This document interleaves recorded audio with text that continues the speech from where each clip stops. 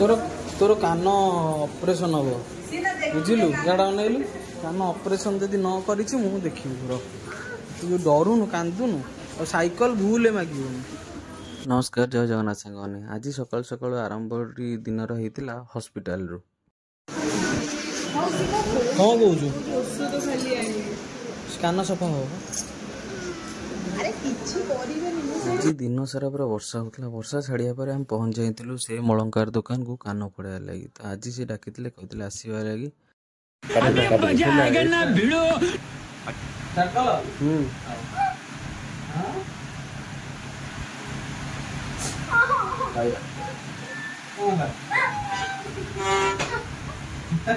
कान फुलटा लगेला बेले कांद देखी मु भावुली कान फुलटा लगे सारापर अधिका कांदी हेले ना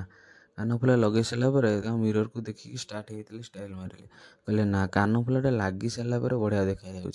दीटा कान फुला परफेक्ट लग जाता हम बाहर जाइलु कि मोमो खाया लगी